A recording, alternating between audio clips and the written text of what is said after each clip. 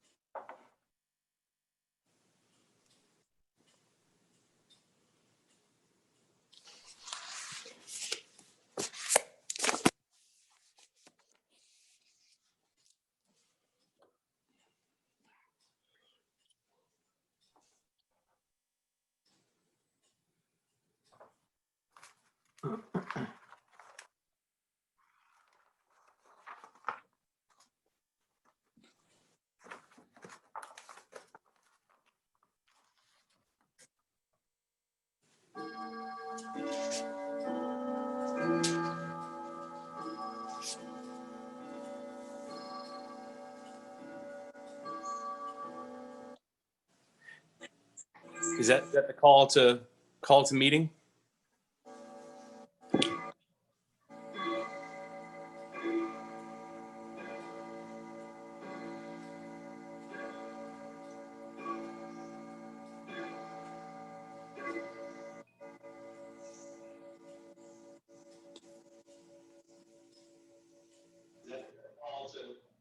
Who is co-chair?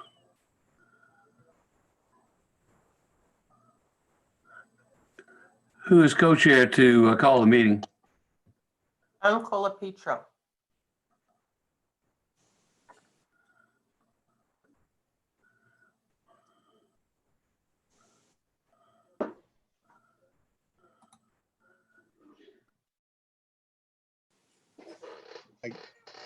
There you go, Don. Gather I'm here.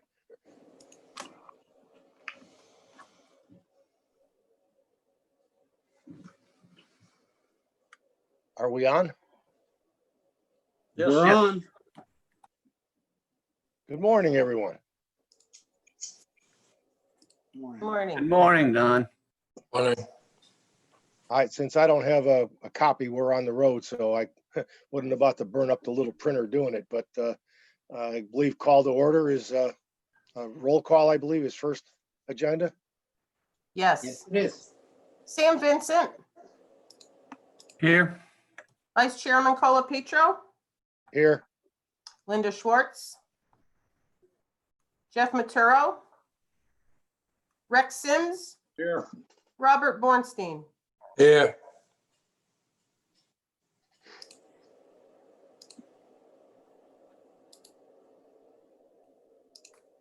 I'm gonna need some help, Debbie, so if you just go through the agenda list, please.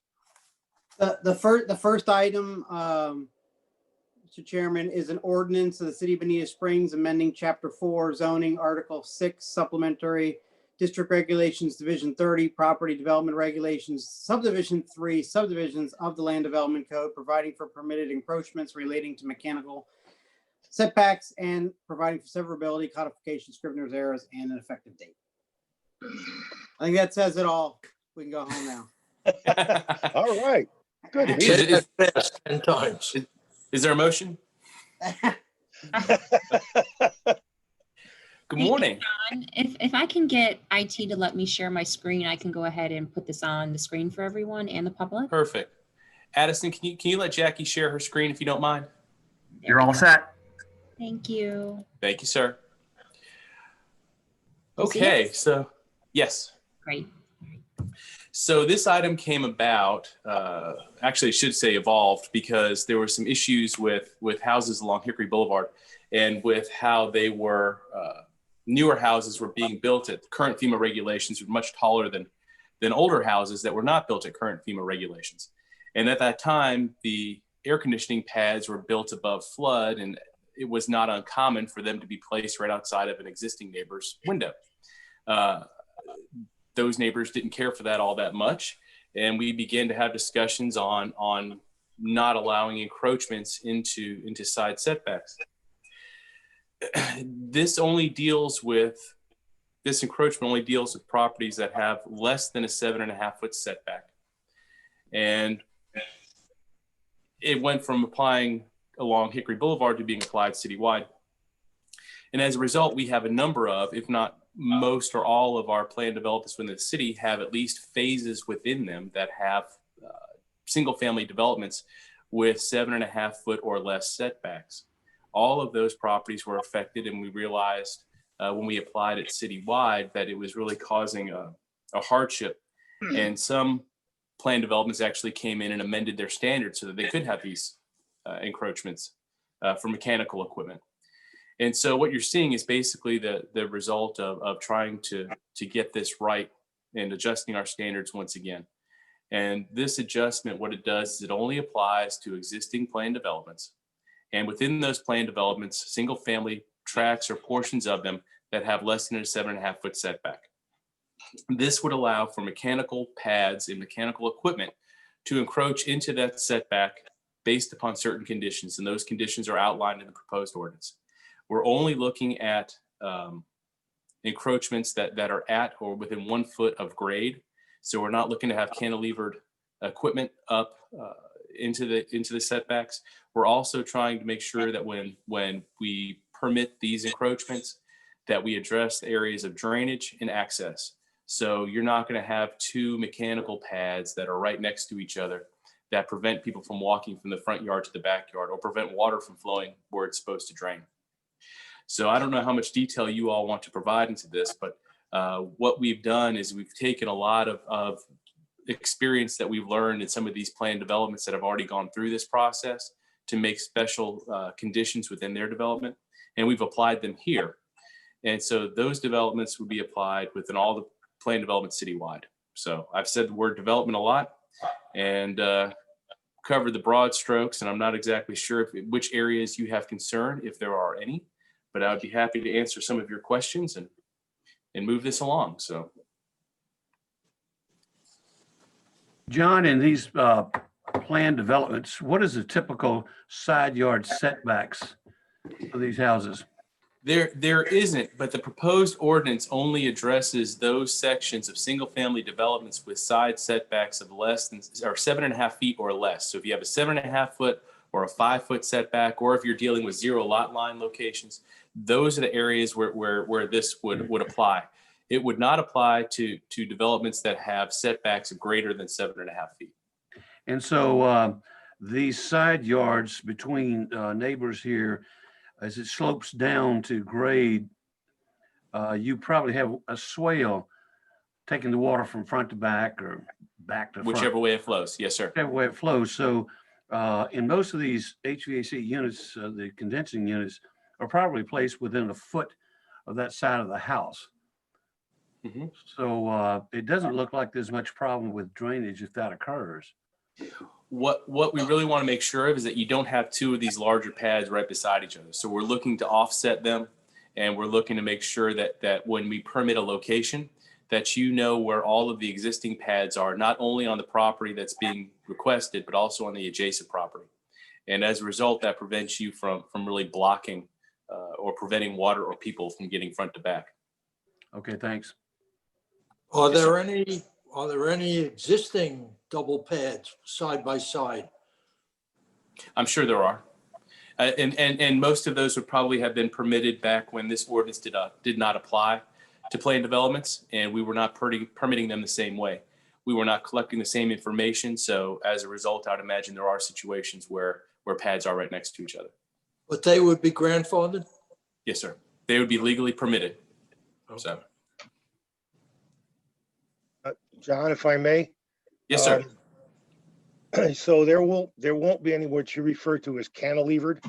So they won't be. This does not address cantilevered. In those situations, the setbacks still apply. I see. Okay. And what kind of a separation are you looking at between the pads? I mean, some of these houses might have 2 or 3 condensing units. So are they going to be spaced? How far apart would they have to be? I'm looking for that number right now, but it's not just that, but you could have houses that have pool equipment, HVAC equipment, a generator. Yep. So you could have 2 or 3 items along there. And if you'll give me 1 second, I know we have a. John, can I jump in for a sec? Please. Okay, thank you. Put my video on. Good morning, everybody. Mike Fegon. I worked with John a little bit on some of this language. Some of this language came from some plan developments that myself and another engineer had worked on. When we're talking about the separation between equipment, really we're talking about the separation between equipment from one lot to another lot. As far as the spatial separation for equipment on the same lot, essentially just, use your best judgment, understand that it's probably to make sure it goes in a location where if you need to perform maintenance, you get to all sides of the unit unobstructed, things of that nature. The spatial separation from lot to lot that we chose was 3 feet offset. So while it's only going to be essentially a 1 foot setback from the property line, it's going to be offset. And then that gap in between needs to be at least 3 feet to allow ample room for a maintenance person to move through and things of that nature. So the number is 3 feet. Okay, thank you.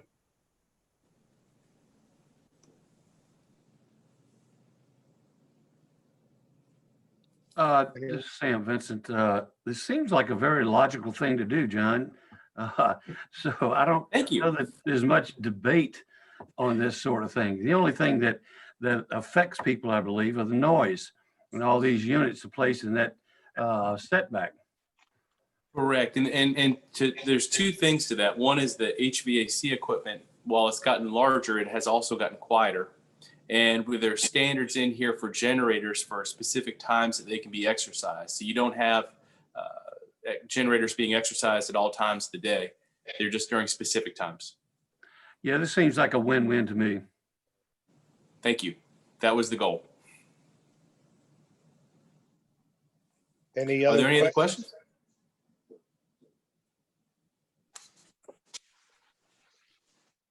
No. Can we move to accept it? Entertain. Is there any public comment?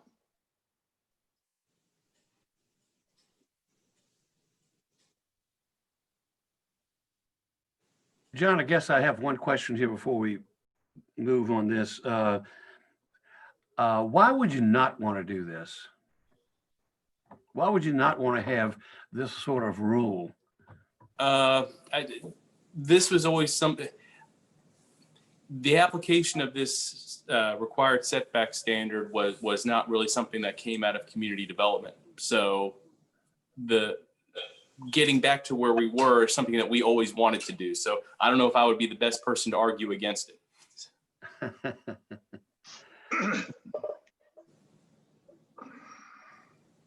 we have to make a motion on this? I think we have to entertain a motion, yes. You have to have public comment first, Don. Okay, I think someone called for it, but I didn't hear anything. I did, yes, I did.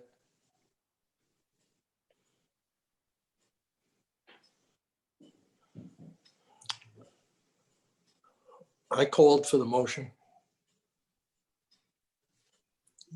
And I don't see any public on the line unless I, Do we have a second?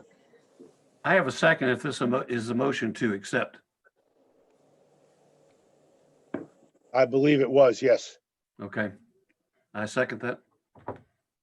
All in favor? Aye. Aye. Passes. Okay, next item on the agenda, please. Okay, the next item on the agenda is item B, and this is what I refer to as a glitch bill. It's some amendments to our mobile home standards and also our two-family conservation standards. So I'll try to be brief, but essentially council at one time had approved an amendment to the LDC to allow single-family homes in mobile home districts. And that was just another way to provide a more substantial type of construction in those districts as they redeveloped.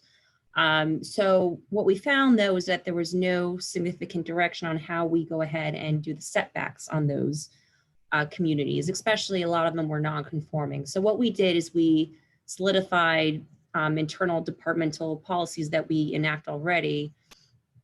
And so we went ahead and modified note 8 of the table that refers us back to our non-conforming section of the code, which establishes those setbacks based on those substandard lot sizes. So that's basically the amendment for the mobile home district. So you'll see this modification to note 8 here. I have a quick question. Is number 8 the only change that we're being referred to today? Let me continue on in the mobile home section because we do have the changes to the TFC2 section. But in the mobile home section, it is this note here. And as we go down further here, you'll see the side yard where it refers to this note 7, and you'll see this same non-conforming section here that we're referencing. Okay, what we're seeing right here is the extent of the modifications today. Correct. Just the underlying language is what we're changing. Okay. Okay. And then you'll see here, again, with the conventional single-family homes, that they have to comply with those setback regulations in our non-conforming section of the code. So that summarizes the changes for the mobile home section of the code. The next change that we did is in the two-family conservation section of the code. It's the conventional district here.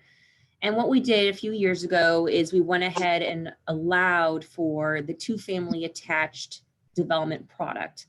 And what that is in simple terms is it's as if we had a duplex and you had a property line down the center and each person owns that half of the home. So again, it's a way to go ahead and embrace single family home ownership within that district. So what we found is that when we adopted that, we didn't really go ahead and address the standards to allow that to happen. So that's what you'll see here is the striking through of the 7,500 square feet to make it really make sense where it's the 37,550. And then the lot width too for each unit. So you'll see those changes in the underline and strike through format. And then as we get to the next side, you'll see too here the setbacks, the side setbacks for those units, obviously 0 where they're attached and 7.5 feet on the side lot line where they're not attached. And that is it. So like I said, they're just glitch bills to go ahead and formulate what we're actually applying when permits come in. Are there any questions? Jackie, I have one here. When you look at the lot size at 37.5 feet in width, and you have a what, 7.5, 0.7.5 of two family attached. 37.5 feet is pretty small, but that's why you lowered the square footage to 3750, so they could fit a single family home on that lot? It's not a single family home, so it's two family attached. So think of it again as a duplex. So if you look at our duplex unit standards, their lot area is 7,500 square feet. Their lot width is 75 feet and their depth is 100. So if you think about a duplex where you want to promote single family home ownership and the lot line goes down the center of the home, that lot then turns into 3,750 square feet. And then you have the lot width. So it's half of what a duplex would be. But again, we're looking at promoting property ownership with the two family attached product, whereas the duplex, it's one home, 2 units, but only one property owner. Here with the two family attached, 2 units, 2 property ownerships. So 37.5 feet is the width to place something on this lot. That seems pretty narrow. But it's the same standards as your duplex. So it's really not, because again, you have a 0-foot side setback on one where the units are attached. Okay. And then a 7.5-foot side setback on the other. It's no different than what our duplex standards are. Okay. Jackie, Yeah. can I share my screen for a second? I think I have an example that I can pop up that might clear it up a little bit. Sure. Thank you.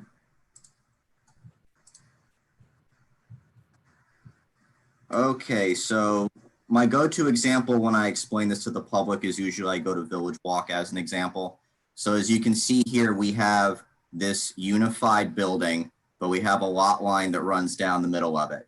And you have one lot of ownership on one half, one lot of ownership on the other half. The goal of this ordinance is to allow that to occur in conventionally zoned designations, not like Village Walk, the PD, but in this TF category, which traditionally allows 2 family style of dwellings throughout the city. So, you know, but if I combine them, you know, then I have essentially what ends up being a normal lot. So does that help explain it at all? Yes, it does. It's a great graphic. Thank you very much, Mike. All righty. Go back and relinquish control and give it back to Jackie. Oh, you're up next. You might as well keep control. Oh. That concludes the agenda item for B. So if you have any other questions, we're happy to answer. Donna, we're ready for a motion. I believe we are, sir. I would make a motion that we accept this. I second. We have a motion and a second. All in favor? Aye. Aye. Aye. Motion passes. The next agenda item is C. It's the form-based code. Mike, do you want me to go ahead and share my screen again to continue through, or do you want to have control? I'll go ahead and do it. I'll share it right now. Okay. All right. Can everybody see that? Do I need to make it bigger? Yes. No, it's fine. It's good. There we go. All right. So Mike Fegon for the record, senior planner. Essentially what we're looking at here are the LPA amendments to help effectuate the comp plan changes for downtown that you've already reviewed and recommended transmittal and approval of. So these are the regulations that essentially help to put that into action. So as we all know, this is the finish line of a lengthy 2+ year process to get to this point with regards to coming up with a revised plan, if you will, for downtown. So we can go through it page by page, section by section, or we can just, if there's any overarching questions that you have, it's going to be the pleasure. I have a couple of questions, but I'd like to see it go a little further along. Sure. Just from the renditions that I've seen, first thing that comes to mind is that we're probably going to the city's going to have to get a couple of bulldozers to clean everything else off, because there doesn't look like there's any room down there for that. Quite a utopian picture, right? Very. And that's always part of Can everybody hear me? Like my audio is breaking up pretty bad. Yeah, it is. There's some noise in the background. Hey, Jay, you want to take over and let me try and fix my audio? Yeah, I can try. Seems like there's an echo. Yeah, Jay's is messed up too. I'm going to leave the meeting and on a different computer. See if that helps.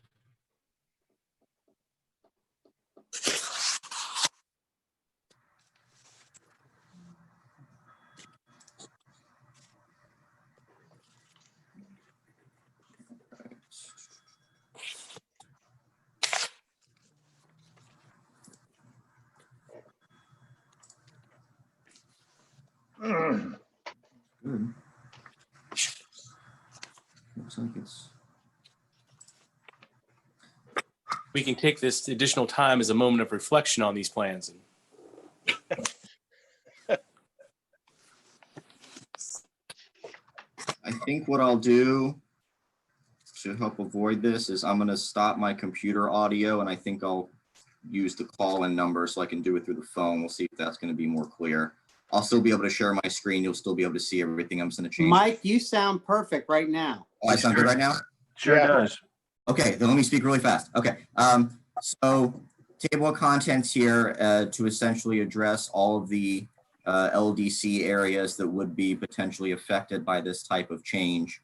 And the thing to keep in mind is that the way this code is written is that it's not going to force what's there now to automatically comply. In other words, what's there right now can stay.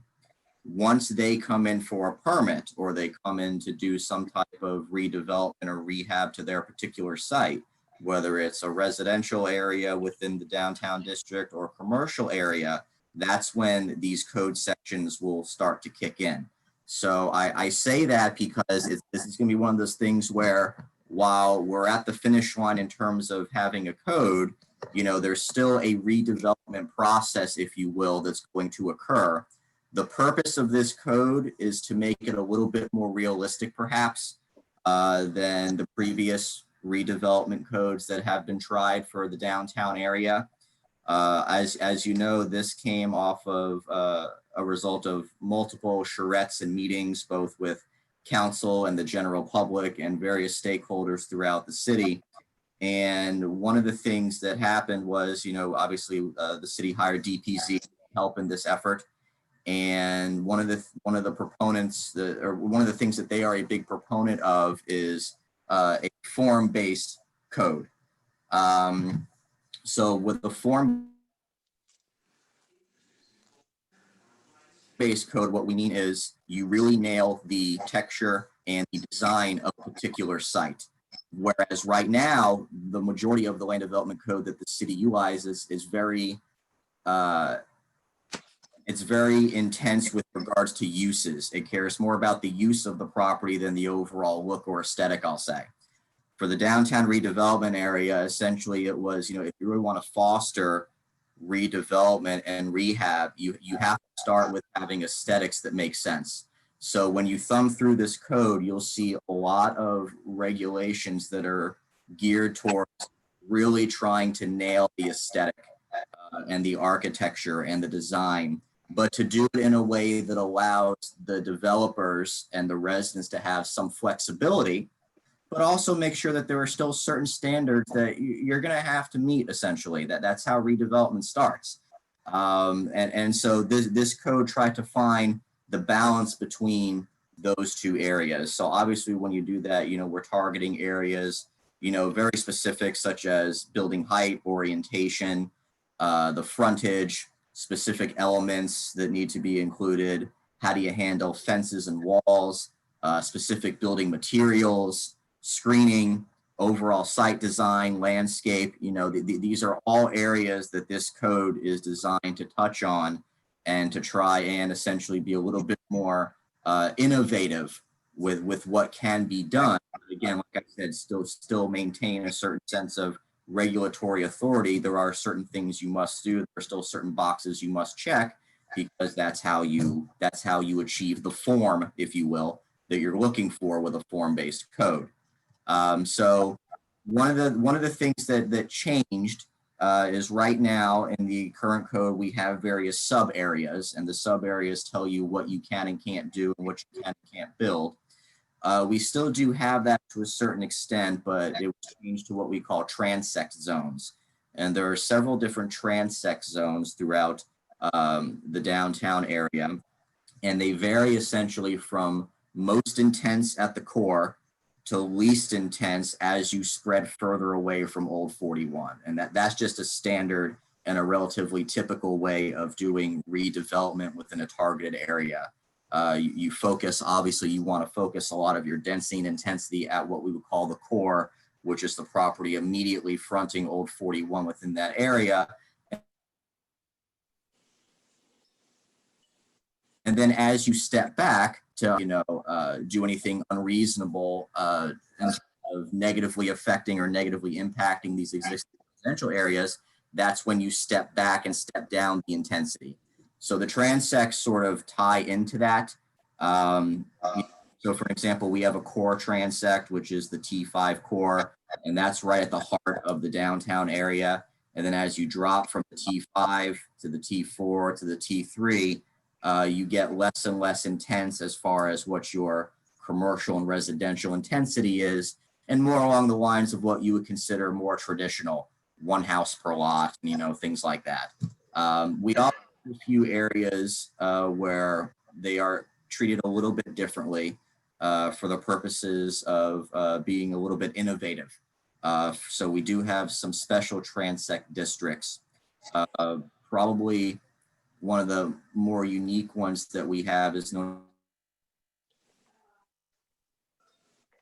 as the Downtown Innovation District. So if everybody can see where my little pointer is, right here is Bonita Beach Road. And this is Industrial Street. All of this area is being considered as part of the Innovation District. The Innovation District is essentially treated a little bit differently in the sense that you want to go and allow for a bit more flexibility with design or scale or massing and things of that nature.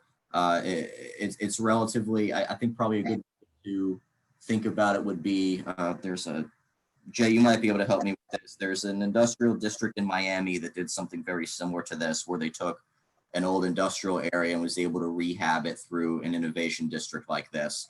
And it turned into, there was, I think there were some live work units that went there. There was a lot of architectural shops and art studios and things like that.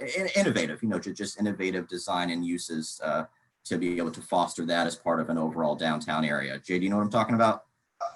Yeah, and what I'd like to say about it, we hear in the colleges, they talk about they have these incubators. Jay, you're incomprehensible. I think you're talking about the Midtown Art District. That might be it. That sounds about right. So anyway, so I'll go ahead and continue.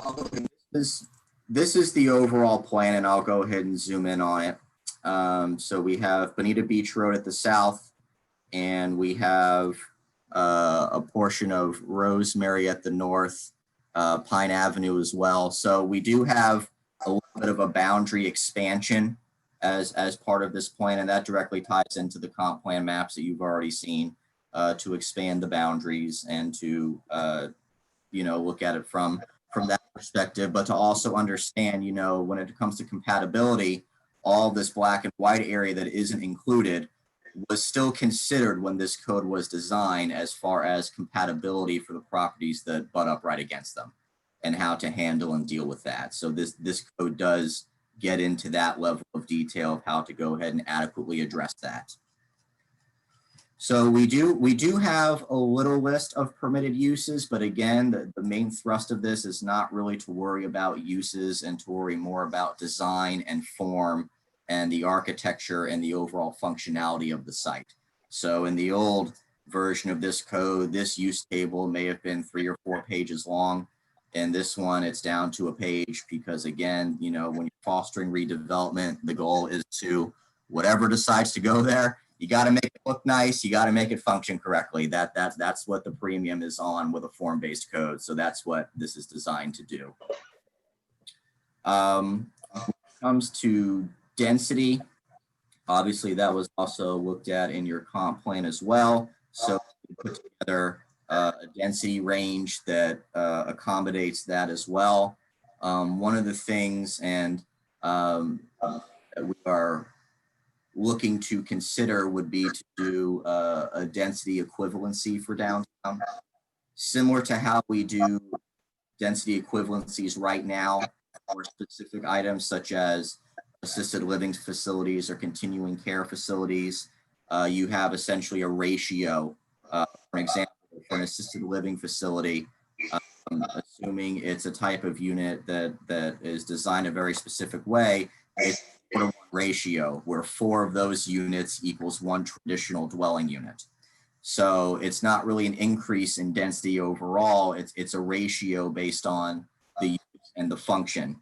And it's relatively standard in most downtown areas. It's very standard in many redevelopment areas that you provide some type of density equivalency, or in this case, we call it an equivalent residential dwelling calculation, or an ERD, for a downtown area. And it's not done throughout the entire overlay. Again, it's focused more on the core main areas, but traditionally what fosters redevelopment is allowances like this in those types of areas. So the data suggests that, you know, this type of redevelopment essentially needs some type of equivalency. And that goes back to, again, giving stability in design and character and scale when you're able to do these things. So we're not talking about exceeding the density that's already been looked at with the comp plan, but we are talking about in certain areas allowing equivalencies to occur. Any questions so far, or should I keep going? Move on. Yep, Great. you're good. Great. So the T5 core is the, again, that is the most intense portion of the downtown. And what DPZ was able to do, which was very helpful, was in addition to providing some, you know, basic regulation standards as far as setbacks and minimum lot width, depth, and area, things of that nature, they were able to also provide a graphic that sort of demonstrates what it is that they're looking for. Now, the graphic is purely illustrative. It's not meant to be, you know, regulatory in that regard, but it is meant to help provide an idea for developers or for you at the LPA, council, what have you, an idea of what a design in this particular area could look like. So when you're talking about the core, you're talking about essentially building right up to your property line, you know, and then you have your sidewalk and your walking area, or you can even do sort of like a canopy where you're able to walk underneath and have a bunch of awnings and things of that nature. Your more standard downtown feel that you might be familiar with if you were to go to, say, downtown Fort Myers or even downtown Naples in that regard. So now that's not to say that's what this code is meant to be, but there are definitely elements from those areas that make sense and do make sense for Bonita, and some of those areas you will see in this type of design, for an example. And as we go through the code, it covers various pictures and illustrations that give you an idea of what type of design could go there, and just gives you various examples of what that means and what that could look like. So this is a color rendering of what a T5 core design could be. You know, whether it's the differences in certain colors, adding, you know, special characteristics like this clock tower, your tree lined areas that separate your walking from your traffic, you know, all these type of things. Now there's an allowance for this type of development to occur, whereas before that allowance wasn't typically there. And we go to T5, which is a step down. So now as we go down the list here, we're talking about getting a little bit less intense.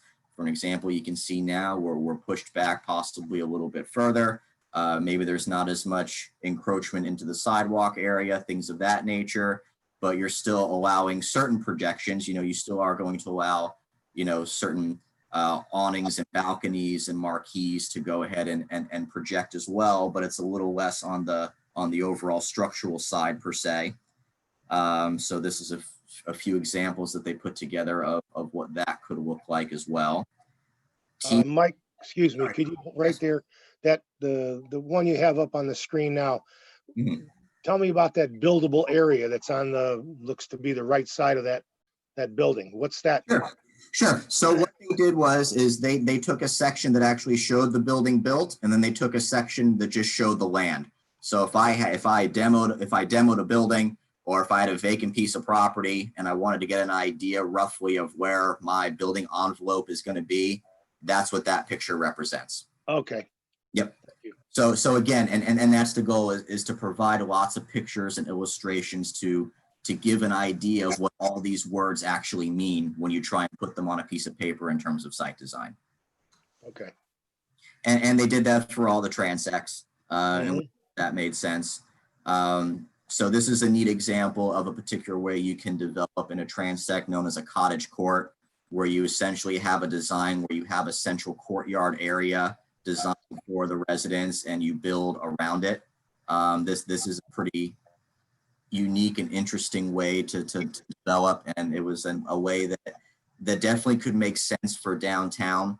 You know, you sort of, it helps to foster green space and green area, because that was the other issue, was that with a form-based code, while you want to make sure you nail the form, you never want to make the mistake, especially in this part of Florida, you don't want to be a concrete jungle. So there is very specific front yard designs that are also included in this to allow for green space to occur on site. And this courtyard design is a very popular way in other jurisdictions to help achieve that. So you I have a question. Sure. And that's very nice. Where on Old 41 would that go? Well, I do not know any parcels that large. The lots or the blocks are 300 by 300, and all of them are basically a 100 or 200 foot frontage. Where would they go? That's a good question. So Mike, go ahead, Jay. Actually, that's an excellent question, and that sketch they have there was actually a test drawing to see this work. If you're familiar with between Shriver and Poland, on the south side of Wilson, there's an old trailer park there, and it's been for sale off and on a few times.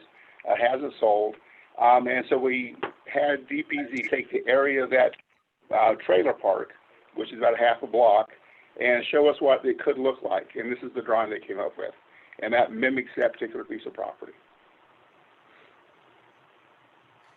I would also note that one of the ideas is, again, going back to flexibility, is to provide an environment where this type of design could occur.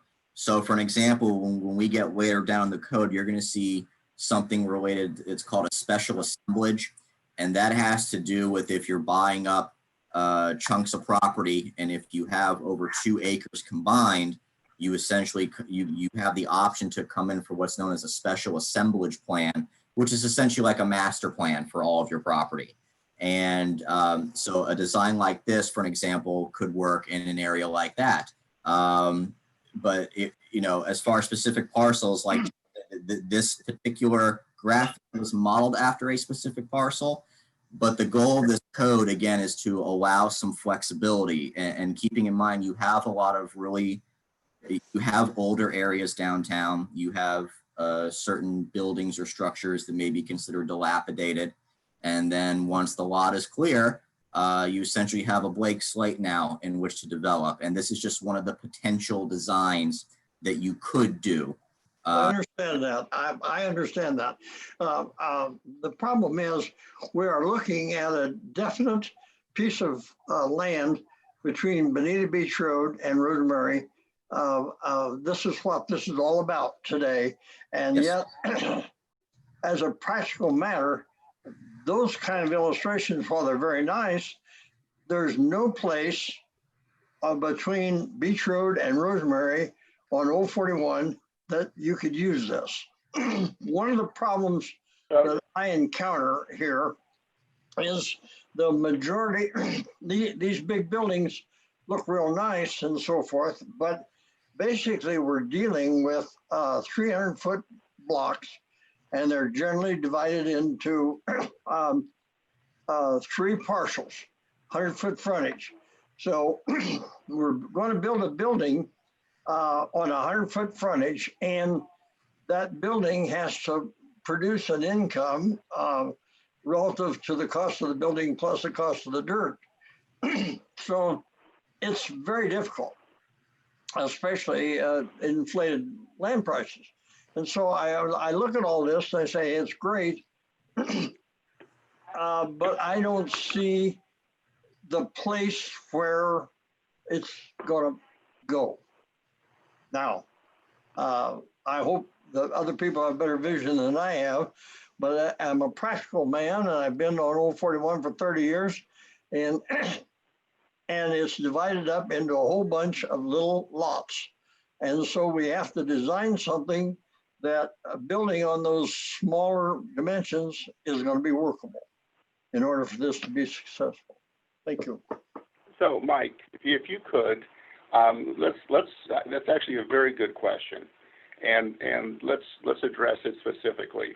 If you could go back to the T5 transect, which Old 41 itself is in the T5, and if we look at the lot layout in the T5 transect, what we have there is we look at these lots, and we realize that these lots have a minimum.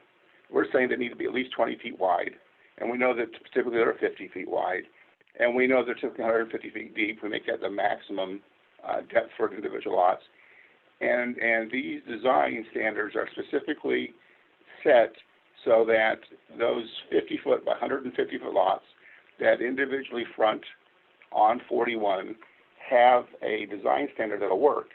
And the difference is in this form-based code is that when you pick your facade, your front facade, how you want to do it, you have different options to pick from. And when you pick those, then you have different architectural standards to choose from.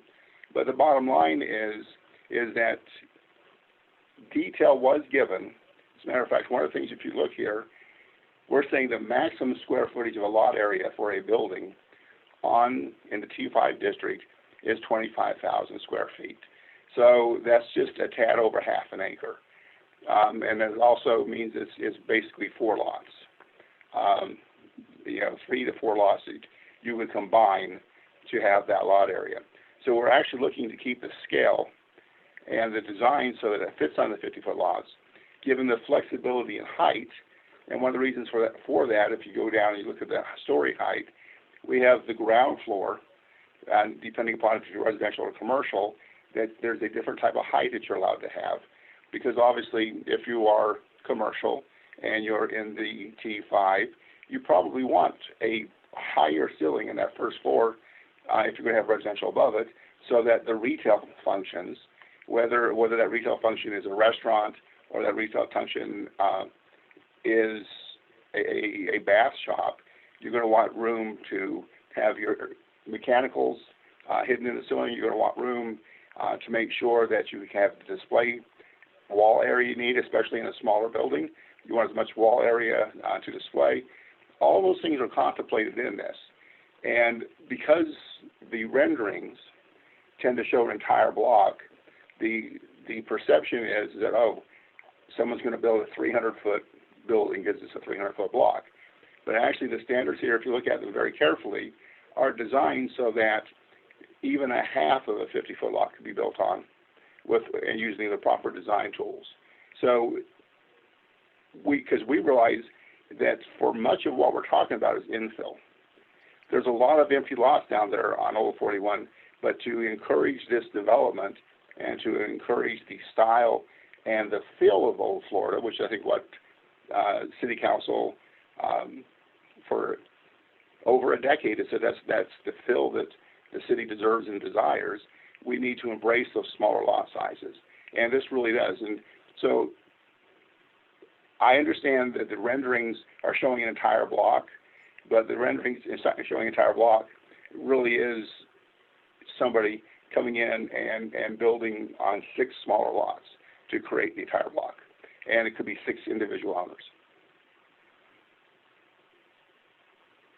I hear you. Jay, let me ask a question here. What is the success of all of this development down there depend on? And I'm assuming that the architecture does that for this zoning. In other words, all of these buildings side by side, or these facades side by side, are a predetermined architecture. In other words, if I'm the architect for an owner down there, I don't get to design the facade.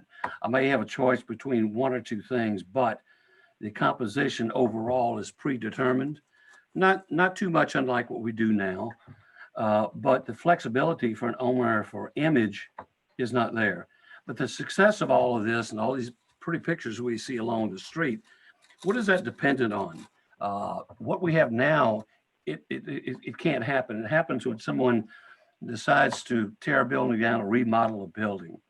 But how does this happen in concert? How do we begin to move towards this utopian image that DPZ has come up with? It's a lot like Seaside, in my opinion. The buildings that they show in their sketches are what DPZ calls rational design. A few of those show some architectural elements that are old Florida, but a majority of their stuff has to do with rational design with flat roofs. In other words, much like Entrada.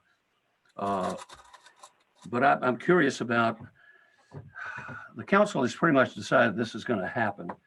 But when we sell this to the public, how do we ensure that this begins to happen through their new zoning efforts here, with maybe a dentist next to a meat packing plant, and the architecture resolves those conflicts?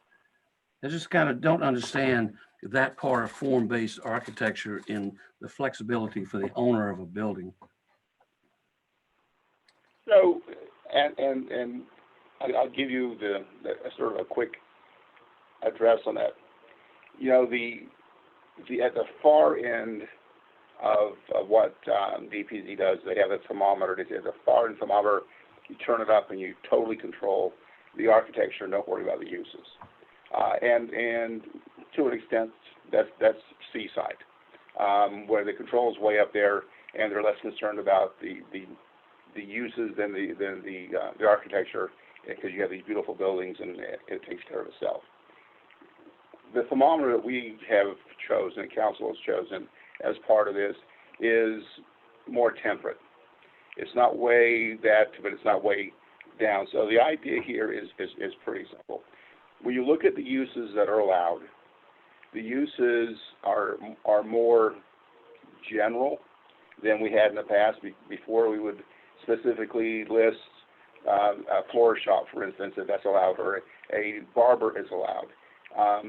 Where now, when you look at our uses, you know, we are more into retail should be retail, office should be office, and there's a certain amount of the design and function of the area will support those businesses, and so forth. So there's several factors here that we have to explore, but some of them already exist, and I think Mr. Sims will actually can opine and relate to this a little bit. The wine and coffee place downtown, little tiny building. I mean, a postage stamps building. The thing's 400 square feet or whatever, and they're doing a tremendous business because they have tapped into the need and the walkability and so forth of the area. The ice cream store, from what I've seen and where I go by there in the evenings, that is always busy, and again, it fills a need for the community there. The idea here is twofold. Number one, we have to have some standards. We know there's a pent-up demand for commercial down there, and people want to do it. But at the same point in time, as Mr. Sims pointed out earlier, there's an economic factor that has to work, and that economic factor comes in the form of density, and I hate to use the word density, I would prefer to use feet on the street. People actually walking to the places to eat, to do all those things, spend their income.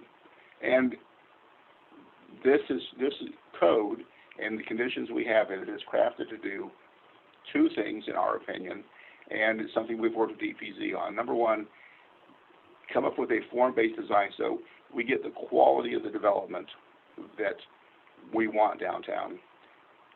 And two, that there be the residential component that supports it.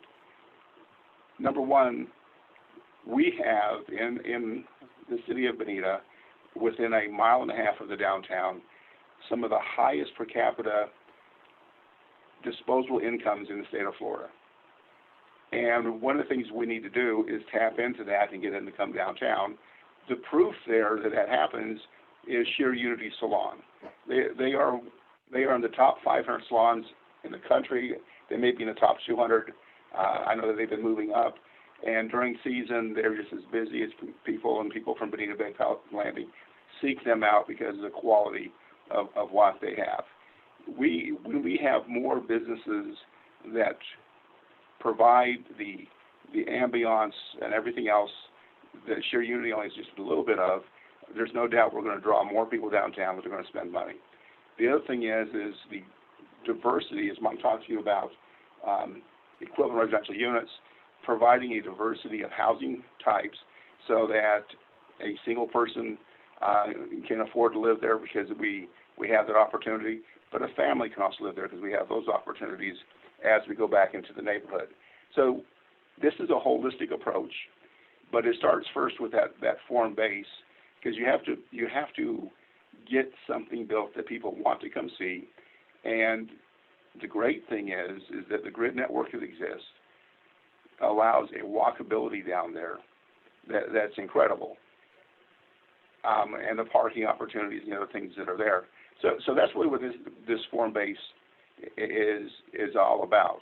So we need, I know it's a bit of the chicken and the egg, but if we go back to the Gibbs report and you look at the pent-up economic demand that's down there, the pent-up demand for retail and restaurants and so forth, it's there. Now, obviously, there are a lot of things that happened since that report, and there's a lot of moving parts economically, but the basics of it, I think, are the same. And so this code really does that, but we have to make sure that we're building things that people want to come down and see, and not building something that, basically is a graffiti board sometime in the future. And there's the balance that we have to take. Jay, I appreciate that answer, but still, from my viewpoint as an architect, I'd like to know how much flexibility is allowed in these facades. On the one hand, it appears as though ultimately we have a Hollywood set, which has nothing to do with the owner's desire. And Rex, I look at your place. Let's suppose that you want to redesign the facade there, but you don't have much choice about your image or what you want to do. And so many people down there are in existing buildings that they've been in for a long time. When they get ready to remodel, to be able to do what the aesthetic is being called for here could be expensive. Not that it shouldn't change. I think cities, downtowns should look at what they want to look like. But when you start looking at Old 41 Road, there are a lot of businesses that have been there for 30, 40 years, and they don't remodel. We even have an incentive program. They don't remodel because they don't want to put the money into it. So how do we achieve this wonderful aesthetic along the street when so many people are holdouts? And I know that's sort of the question that everybody asks, is that, why should I do this? These people aren't going to do it. And the fact is that I think if you look at it, that adds to the character of the community, which is, I think, positive. One of the important things that needed to be done, the city did, and that is the city came along and built the sidewalks, built the road, built the landscaping, built the drainage, And I know a lot of people think, well, they put drainage in. The sidewalks connect all the lots together along 41. So as people come in and build these new buildings, yes, they're going to be distinct and different only in the sense of placement, but in the sense of architecture and design, because if you look at the different porches and stoops and balconies and galleries and arcades that they have to choose from, they will have the flavor that I think that we're looking for, and the flavor of some of the buildings that are down there. And I think that there's room for the older buildings to stay. If they don't want to remodel, that's fine. No one's saying they have to. But at the same point in time, because the city has spent the money tied together through both the sidewalks and landscaping, I think you're going to find that there's not a problem here. And if anything, I think it adds to the character, the walkability, what can make it desirable down there. Yeah, I don't think there's any debate here about how great Old 41 Road looks. And I'm one who looks at the future and how the population changes in age and what we're looking for downtown. I think that's very admirable. So, I mean, there's not much you can say to argue against this kind of growth and this kind of aesthetic. But I do think as an architect, it takes some control out of what an owner can do for his image, what he wants to look like. That may work, that may be fine. I think that the owners here have to buy into this image for the sake of everyone on Old 41 Road. And perhaps that's not a bad thing to do since we're looking at the future here and where we're going. So, Mr. Vincent, as the city's architect, you and I have had more than one conversation about thoughts on this, and I'm well aware of your impression. What I'll say, just to kind of expand on this and kind of keep this moving, is the amount of control and the amount of design criteria matches this council's desires. What I like about this is really twofold. One is the fact that it's usually easier to understand pictures than it is words when you're trying to talk about design. And two, if a future council decides they want increased or decreased control over what those standards are, we can work within this framework to adjust to that.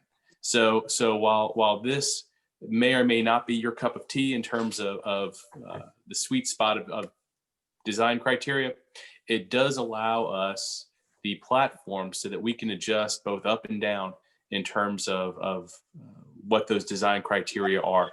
And if at some point in time the future council decides they want less control or they want more control, because the creativity either isn't there or the creativity they're seeing is not as creative as they would like, they can make adjustments accordingly. So we're not, if this draft is adopted, we are not stuck with this absolute level of design criteria forever and ever. We can make adjustments to that as we go forward. And that's one of the things I really like about the platform itself. So I didn't want to steal any thunder, but. No, you didn't. I agree with you, John. I think it's a good way to try and do things that are a little different here.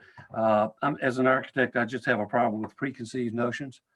I understand it, and you've voiced that more than once, and I completely understand your concerns. So what I think that we can do is we've got a lot of people that are going to be part of enforcing this, and obviously you're going to be a huge part of it.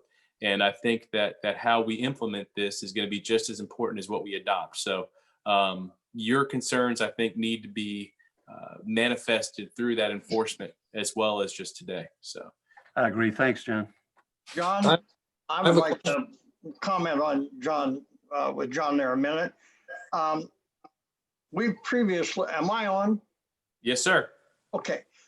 We previously did the overlay some 10 years ago, I suppose, with the idea that a landowner could design a suitable building, and if he complied with everything in the overlay, he got a permit and built the building. That obviously hasn't worked because there's been nothing built except the library, and that probably doesn't comply with any of these codes here. It's the strangest architecture I've ever seen, but that's neither here nor there. The point of the whole thing is that we're hoping that this new overlay program will work and will actually see some buildings come out of the ground. The thing that has bothered me about the previous overlay was the fact that here we had a developer willing and eager to build several buildings and ready to go, and yet he had to go through two comp plan changes, and he's not on the ground yet. It was very discouraging to me to see that we were killing this thing.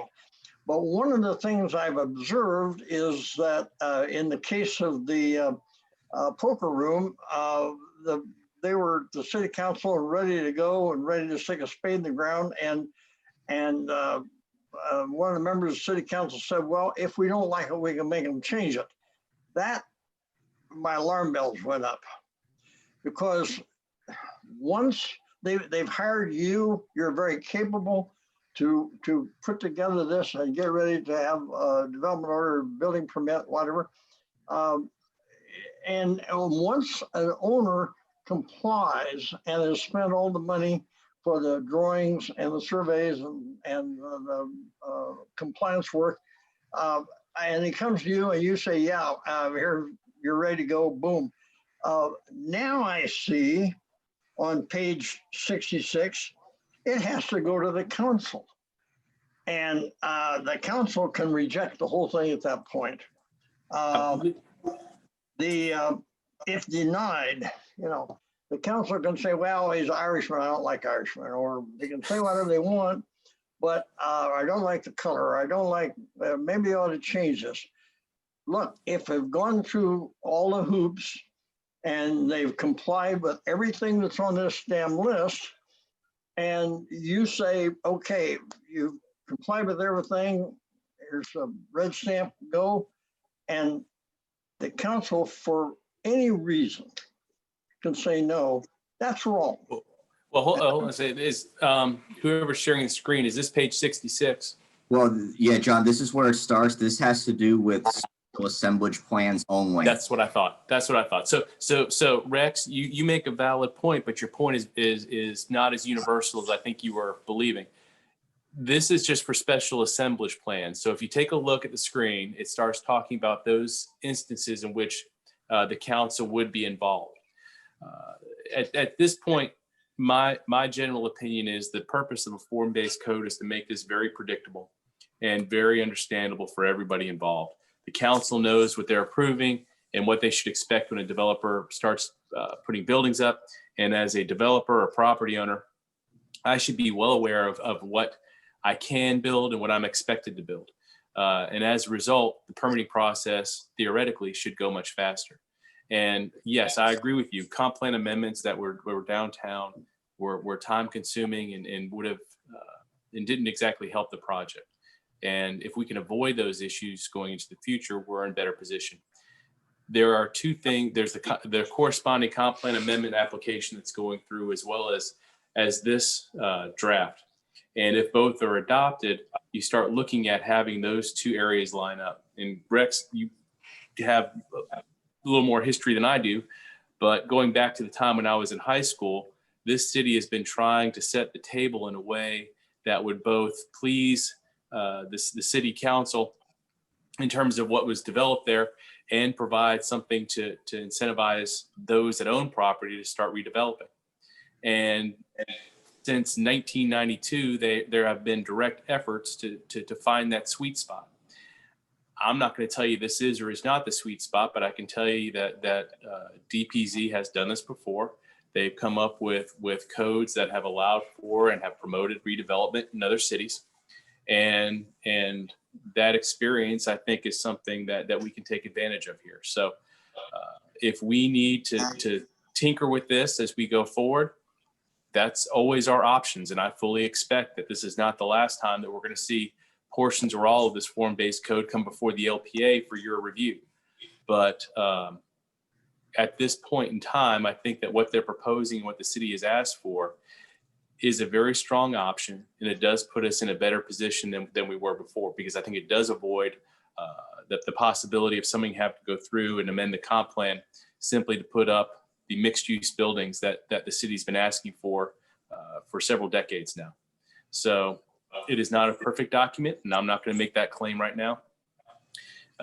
But it is an improvement over what we have, and it does more accurately reflect what the council, and I also think this LPA, has asked for in the past.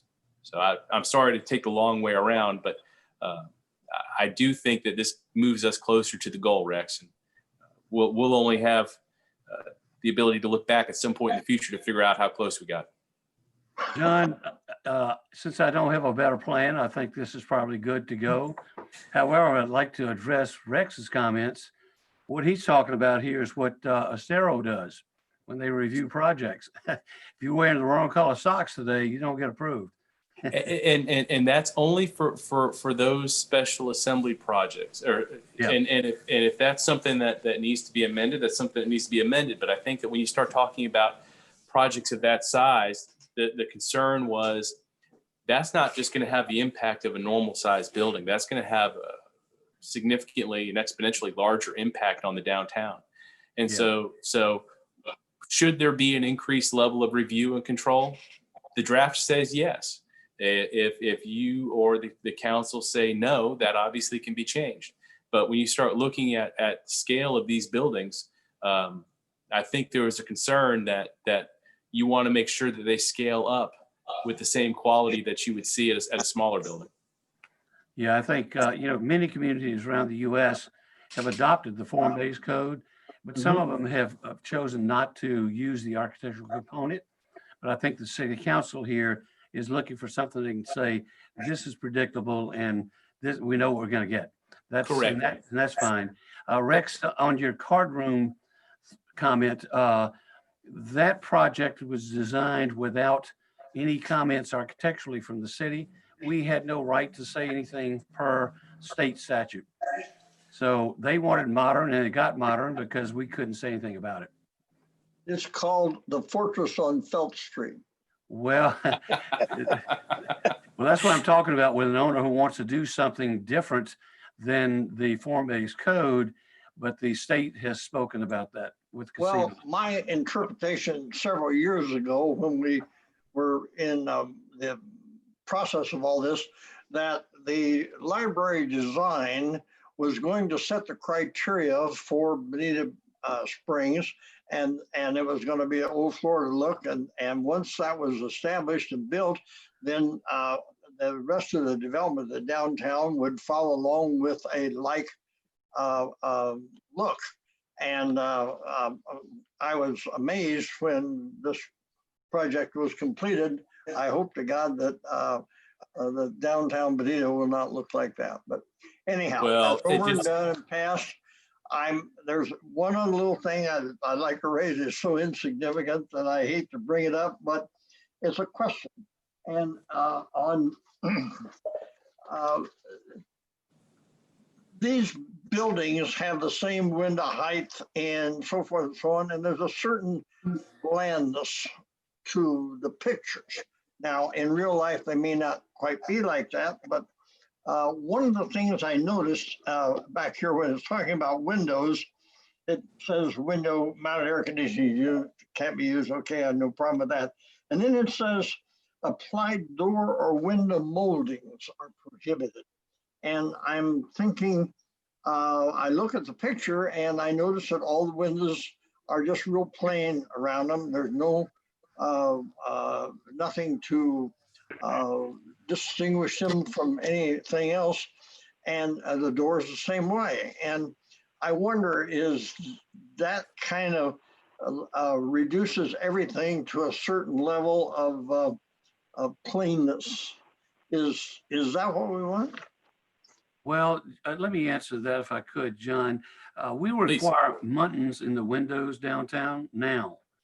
That is pictorial and it's general. I don't think that they are advocating solid picture window designs.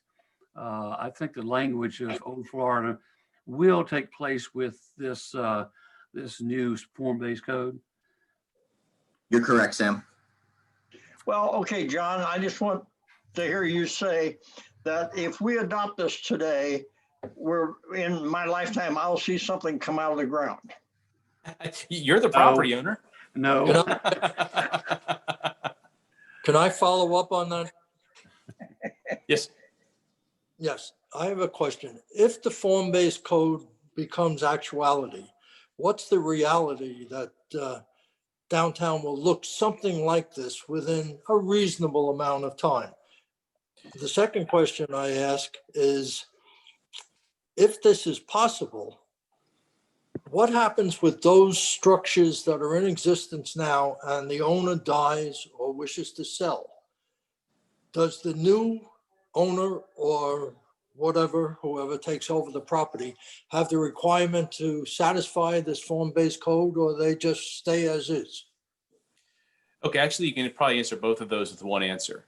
Existing buildings can stay as long as they want to stay, and they can be maintained and keep going until the owner decides they're at the end of life. Now, there's some specific regulations that get into it, but that's generally the process. It's only when somebody decides to build or to redevelop that these standards apply. So if let's just say I own a flower shop and an ice cream parlor along Old 41, and I decide to operate that building, I can keep operating that building. But if I decide to tear that building down and rebuild, or if I decide to add on, or if I decide to remodel the exterior, under those situations, you would see the current standards, and I say current standards, these standards that are before you today, those would apply. However, for an existing building that the owner wants to make no changes and simply wants to keep operating or leasing or running in the same form, it can stay as long as the building can stand. So even if it's a new owner as a result of death or sale, it doesn't Correct. matter. Ownership does not impact redevelopment any other than the fact you have somebody's new ideas coming in. It's only the exterior change. Wait a minute. So all of the structures of, let's say 50% of the structures on Old 41 in the new area, downtown area, I would say 50% don't meet these code requirements. So talking reality, this code requirement will have no effect over a number of years unless the owners wish to make those changes. Correct, but there is no code change when it comes to aesthetics or design that takes place until any portion of the city. So the Bonita Beach Road overlay, John, I'm getting to a point. The point was, I'm sorry, please go ahead. Somebody made the comment that there is significant amount of income in the Bonita Springs area. And those individuals, and having come from many different developments and around areas like Winter Park, which was before it was there, what it is now, that significant income would be quite willing to come to downtown Bonita. They will not come, and they do not come right now, because it doesn't meet their standards, whatever those standards may be.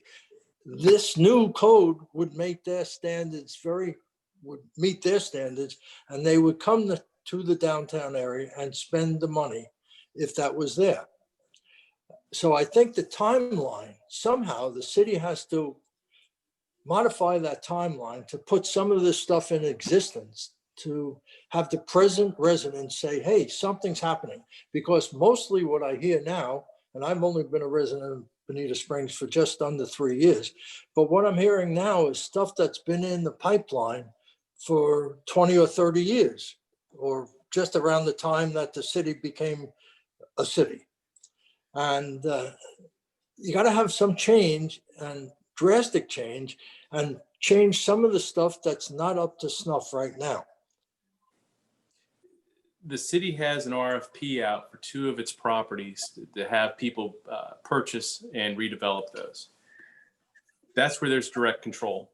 Indirect control comes from providing predictable standards and permitting process. And the third and most important item is going to be the market. and what property owners feel that they should and can invest and then get a return upon. And that's, you hope the three work together. The city as a government can only go so far unless the city wants to start acquiring property and constructing buildings themselves.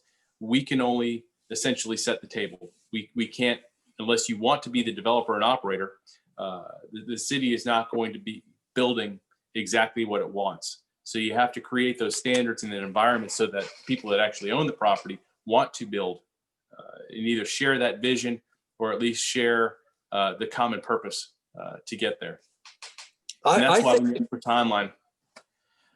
Hopefully soon. Hopefully now. I think the code will satisfy that requirement. I don't think the time will satisfy the need for the consumer to spend their money. And one more factor to consider, though, in Bonita Springs, we are developing the areas that can be developed right now. There's not much left that can be developed that isn't either in permitting or under construction. So as a result, if development is going to occur in Bonita Springs, it is now focused in redevelopment areas. And this should be, the intent of the city is this should be one of the prime redevelopment opportunities here. And so as that vacant land goes away and is developed, this really becomes a lot more important and becomes a lot more of the focus of both the development community and the city. Bob, I think part of that, we have two projects downtown now. Tony's project, which is pretty large, and Longitude. They've been around for a while looking to get started. They haven't been able to do that. My guess is that the city is not where it should be for them to make profits on their project. Tony's having a tough time coming out of the ground, but I think that this code probably would be okay with his project and with Longitude. So I don't doubt that the form-based code will impact them very much, but I'm like you, we've got to get something out of the ground. Yep. Well, I don't want to get too much into those projects, but just as a quick update, I know that Tony's looking to make some changes or some pretty significant changes in terms of how that project wants to function. And I think part of what he wants to do is wait for this code revision to get approved so he can work within that framework, especially some of the density equivalency pieces in there. The second thing for Longitude, they're looking at a redesign right now and modifying their plans to address the current market and see if they can't bring that project forward. So both of those are still in the paper stage. But once something is adopted along these lines, I would hope to see plans coming in for development. Then we should take a motion. I've got one quick question. In those drawings that we looked at prior, there was what looked like some kind of a garden apartment thing with a courtyard in it. And I'm not sure what page that was on, but I see it flashing before me. Sorry, not trying to. That's okay. No, go for it. There we go. Oh, there we go. I think it was this one here. Yeah, that one, the top one. Sure. That looks very nice. But if I'm looking at it right, the only parking I see for that is on the very back. Is that open parking that I'm looking at back there along that back row of trees? So this gives you a few different ideas for how you can park a project, we'll say. And again, all this is done depending on, which transect zone you're in. Obviously, when you're talking about an urban area or an area that you're trying to make more urbanized, like with downtown, there's sort of, you have an allowance for on-street parking, and you have an allowance for it to count towards the parking requirement based on what it is that you're building.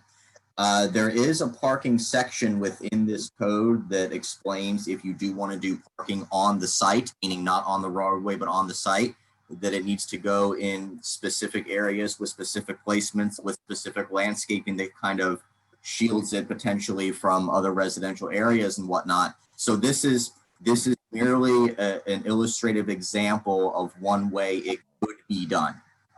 in the actual parking section of this code, there are other options as well. Okay. Mike, let me ask, if I have a trunk full of groceries, how do I get to my house and not get wet?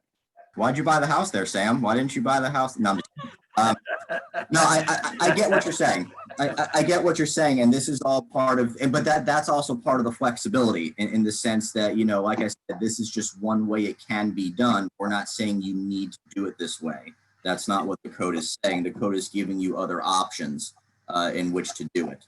Well, I think DPZ is right in trying to get this parking out of the lot, off the lots, and put them in a place where parking should be. I jokingly said that, but that's a reality. And with the parking example for a second, that's actually a really good thing to consider when we're talking about redevelopment. You know, I think the sense is, and I understand because this has been such a long process, you know, 30 plus years, that the excitement is to get something new, fresh, come out of the ground, things of that nature. And that's obviously the ultimate goal.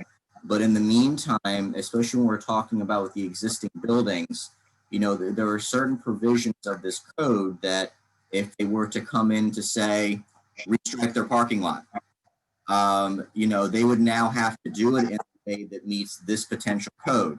So while that may be considered a baby step, from a planning perspective, I'm slowly taking a piece of property, and as they come in with these small changes now have to meet the intent of the form-based code. And before you know it, you got a property that went from 0% of meeting the form-based code to now 25%. And then in 2 years, when they come in to redo their windows, now we're adding another 10%. And slowly you start to see the property morph into the redevelopment that this code is trying to provide for. So, you know, parking is actually a good way that we do that citywide. So for an example, you know, if a guy comes in and he wants to rewrite his lot, one of the things that we can look at automatically when he pulls the permit is to make sure he has the adequate amount of parking, the correct landscaping, the correct placement, you know, all these things that may not have been part of the equation 30 years ago when he developed. Now staff has the ability to say, okay, well, for that particular section, this is what we're looking at now. And I think that's also a big portion of this code is understanding that in all these areas, parking included, we're going to have the ability to slowly start to morph a site and to redevelop the way that I think council desires and that the city desires. Parking could also end up like in Celebration, rear street parking for the homes. Correct. Sure. And I think that's part of the base. Pardon me. The success of my business is dependent on 13 parking spaces where my customer drives right up to the door. It has worked for me for a number of years and will probably continue to work for me. I put in a bicycle rack, but not many of my customers come on a bicycle. So I have to provide for my customers' needs, and they arrive in a car, and because they can't eat inside, they go out and eat their ice cream in the car and then leave. But it's from 6 o'clock on, it's a steady stream there, and that works. And so the basic design, I mean, you can design that away if you want to, but it would take the business away. So some things have to have customer access to the front door. And my florist shop, my customers come to the front door and then they leave. And it's worked for a number of years. And so I look at it and say, things are changing in the florist business. It used to be that 52% of my customers walked in the front door. And now it's about 13%. Everything else is done on the web. And so I see less and less traffic through the front door. And so I look at it and say, well, do I need to be in a high visibility spot for the florist business? So things after this virus is over and this scare that we've had is over, business is going to be conducted in a different manner. And those of us that are progressive have to be right on top of what the new process is going to be. So We can't do ice cream over the internet, but we can do flowers over the internet. So that's going to be the thing that customers and business people have to look at, is what you're really selling and who your customers are and how you're going to achieve that sale. So all this is really nice, and I'm in favor of it, but it has to be workable.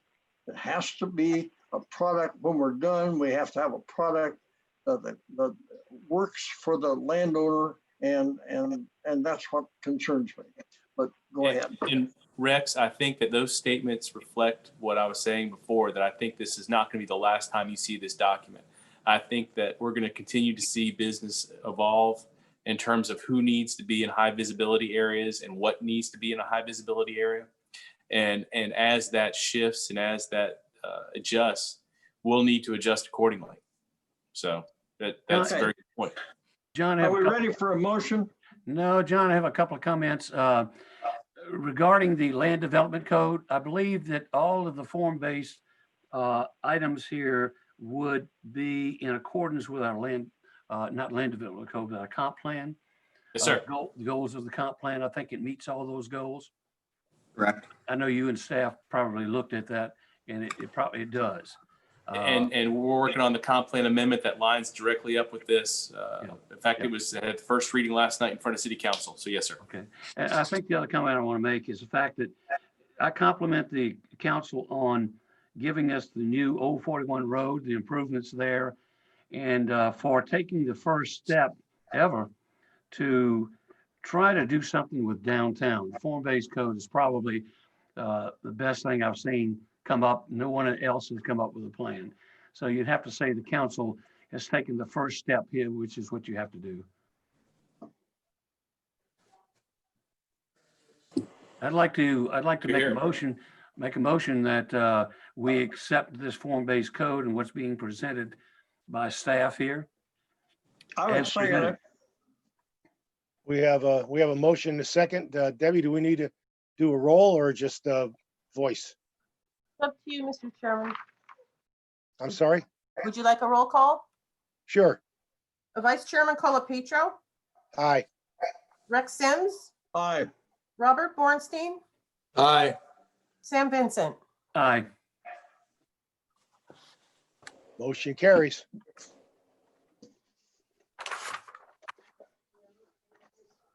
Who's ready for some breakfast? I want to drink. Date of the next meeting. Debbie, Yes. do you need them to approve the minutes? There were no minutes in the packet. Okay, we need to set the date. Just an Yeah. update real quick. The next meeting will likely be in person. The governor's order allowing us to do the virtual meetings is coming to an end at the end of the month. He may extend it, but I don't have a lot of faith that that's going to happen. We will get with you about your levels of comfort and locations with City Hall being out of commission, and we may be finding ourselves spread out somewhere else. But just want to give you guys that heads up, and please, if you have any concerns about it, please reach out to either me or John, and we'll work through that. So the date will be December what? I don't know yet. December or November? November. November. So you think it will happen in November? Okay. And it's going to stay on Thursdays? It will remain Thursdays? Derek? I think we'll have to play it by ear for just a little bit on the next date in November. Okay. I mean, obviously, I think we'd like to keep it the same day, but we are working with less locations. So Okay. we'll have to figure out what's available. Okay, thank you. Anyone else have any comments? Any public comment?